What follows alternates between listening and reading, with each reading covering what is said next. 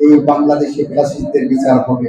বেগম খালেদা জিয়া যে বাংলাদেশের মানুষের মুক্তির ডাক দিয়েছিলেন, বিগত 17 বছরে জুলাই বিপ্লবের আগ পর্যন্ত সেই ডাকে সাড়া দিয়ে বাংলাদেশের নদী নালা খাল বিল পেরিয়ে মানুষ রাজপথ দখল করেছিল। বেগম খালেদা জিয়া বলেছিলেন, দেশ বাঁচাও মানুষ বাঁচাও। সে দেশ এবং মানুষকে বাঁচাতে যে স্বৈরাচারী হাসিনার আমলে আমাদের মাঝ থেকে আমরা হারিয়েছি 4,500-এরও বেশি সহযোদ্ধাকে, যাদেরকে ক্রস ফায়ারের নামে পাখির মতো গুলি করে হত্যা করা হয়েছিল।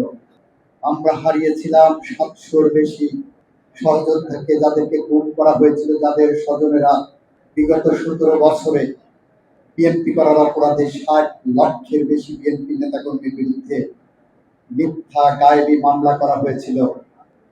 যে মামলার আসামির তালিকায় এমন ব্যক্তিও ছিলেন যিনি 20 বছর আগে মারা গেছেন। এমন ব্যক্তিও ছিলেন যিনি পবিত্র কাবা শরীফে হজরত অবস্থায় ছিলেন। তাকে গাড়ি পোড়ানোর মামলায় আসামি করা হয়েছিল ঢাকার রাজপথে। এই উপমহাদেশের সভ্যসাচী রাজনীতিবিদ মির্জা ফখরুল ইসলাম আলমগীরকে চিনেন। তার বিরুদ্ধে 100-এর বেশি গায়েবী মামলা দেওয়া হয়েছিল। সমস্ত বাধার প্রাচীর পেরিয়ে 24 জুলাই বিপ্লব এসেছিল।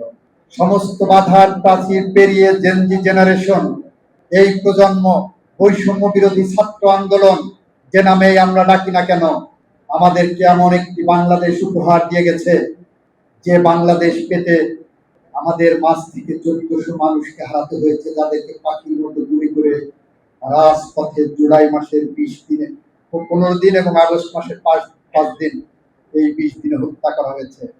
এই বাংলাদেশ উপহার দিতে যে এই 20 দিনে 30,000-এর মতো সাহসী তরুণ পঙ্গু হয়েছে।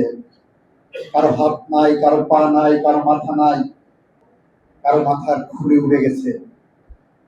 ভিতরে কোনোভাবে ব্যান্ডেজ করে রাখা হয়েছে, তার খুলিটা যাতে থাকে, মগজটা যাতে থাকে।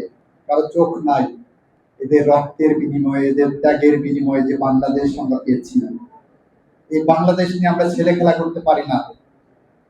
এই বাংলাদেশ নিয়ে আমরা আর ফ্যাসিস্টদের ফিরে আসার কোন পথ সুগম করতে পারি না। আমরা যদি ব্যর্থ হই, তাহলে কবি হেলাল হাফিজের ভাষায় আমরা উত্তর পুরুষের বিরূপা পুরুষের উপমা হয়ে থাকবো। সে কারণে আমরা বলি, এই বাংলাদেশে ফ্যাসিস্টদের বিচার হবে, এই বাংলাদেশের প্রতিটি খুনের বিচার হবে, এই বাংলাদেশের প্রতিটি মানবতা বিরোধী অপরাধের বিচার হবে। সেই বিচারের পথ ধরে সরকার এগিয়ে যাচ্ছে। সেই বিচার কোনো গোপন বিচার হবে না, ন্যায় বিচার হবে। সেই বিচারে বরিশালের কাশীপুরের সাক্ষীর মতো সাক্ষী নেব না। সেই বিচারে আমরা এমন এমন সলিড ম্যাটেরিয়াল আছে, এভিডেন্স আছে, যে এভিডেন্স দিয়ে বিশ্বের যে কোনো আদালত মনে করবে থেকে সলিড এভিডেন্স নাই,